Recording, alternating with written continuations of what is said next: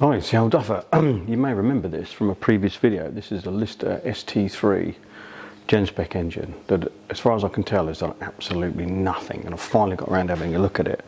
According to the gentleman we got it from, it's the alternator side of it, the generator head, whatever you want to call it, had died.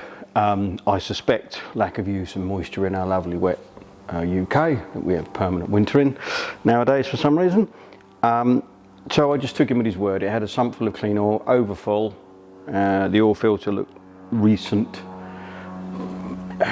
So I finally got to it. I dumped the oil out of it because I thought, have I got a sump full of water? Engine turns over freely. Turns out, no, we don't, and it was clean oil. So I've refilled it with fresh oil. I spun it over after I'd bled the fuel system, put a new fuel filter in. When I changed the fuel filter, the one I took out was good. There was no muck in the fuel filter bowl. So for all intents and purposes, this bit's been looked after. So I bled it through to the pumps. I'll get my little action cam in and show you how to do that. It's just a bit easier than a big camera. It's got a GM air filter assembly on it. I would imagine the original one rusted away or fell apart.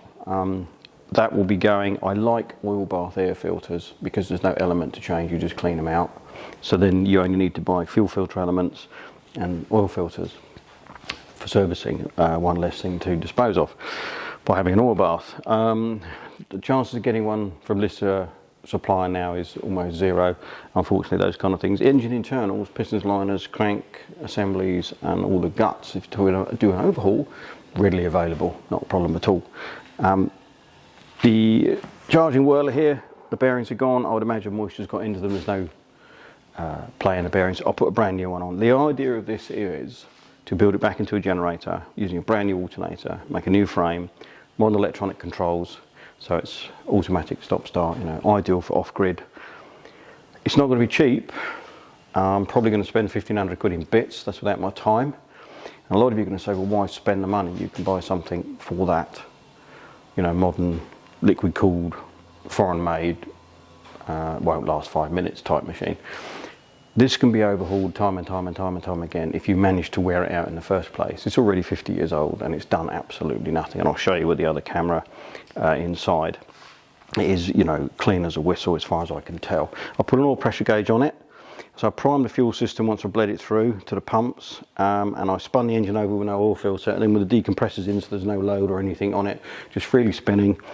Made sure we had oil delivery to the filter, put the filter on and prime the system. That's as far as I've got. I've got a fuel system rigged up, obviously, so we'll give it a go. The lift pump is toast, and I like to gravity feed these, whether it's a wall mounted tank or whether it's a tank above it. Lift pumps fail, they can either dump fuel into your crankcase, thin your oil down, or just fail and the engine stops. If you have a gravity feed system with a brass fuel tap for shutting the fuel off so you can change the fuel filter, one less thing to go wrong, get rid of it. If we just put a blanking plate over it, and quite a lot of them were gravity fed anyway, so it's not going to cause a problem. So I'll get the other little camera and I'll show you where we got to, and the oil that we took out of it. I mean, stick my hands in here. I don't know whether this will show up on the camera, my hands, but this is clean, absolutely clean.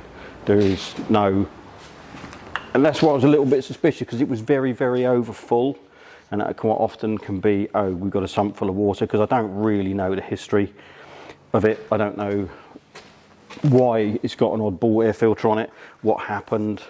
The chances are it was rust and corroded, but we'll get into get a torch so you can see. I've got the bell housing for it, I've got everything. Hopefully you'll be able to see inside here.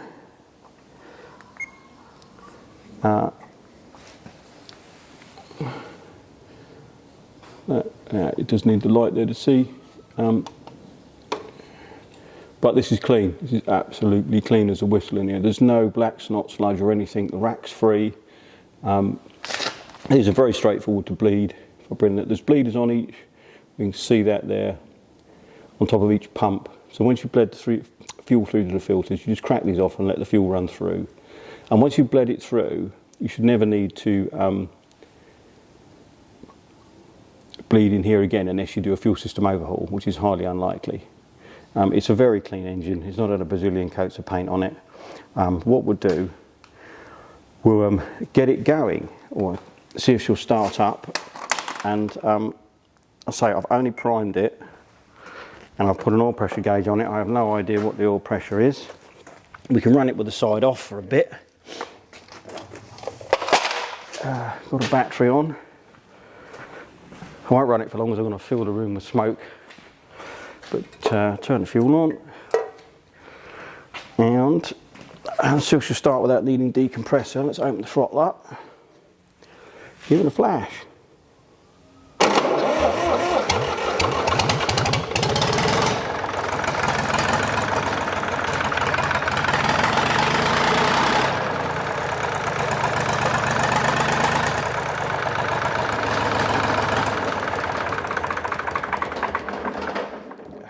So, excuse us, mate. Yeah, so there you go.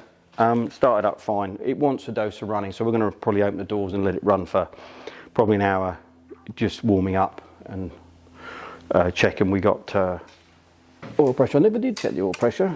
Let's have another go. Open the throttle up and see what we got.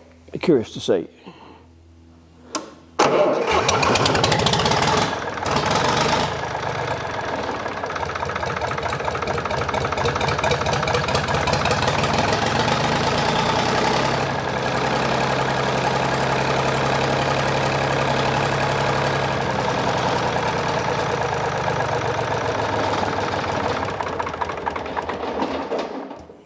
Well, that's pretty good. Excuse me, mate. Yeah, we got 40 psi. It's slightly higher RPM because it should run at 1500 RPM, and we're running at 20 psi. It's sort of lower RPM there, so that's fine. These aren't high pressure oil systems. It's a plunger pump driven camshaft. It's not a gear driven oil pump on these. So we got really good oil pressure. I know it'll drop a little bit when the oil warms up and it thins out, but that's fine. That's absolutely fine. So we're going to get it running off camera. There's no point. I can open all the doors. But you know, if someone is after a 10 kilowatt single phase generating set, all self-contained, ready to go with remote start, all brand new, except the engine will be this very little used. It's probably not even done 100 hours running. It will be available in due course, and we'll go through building it, how we put it all together, making the frame, and doing all the wiring, control panel. We use one of the Bland and control units which we've been using to give you all the fail safes. So that is videos to come. So I hope you find this interesting and stick with us. We'll get it built up in the next few weeks.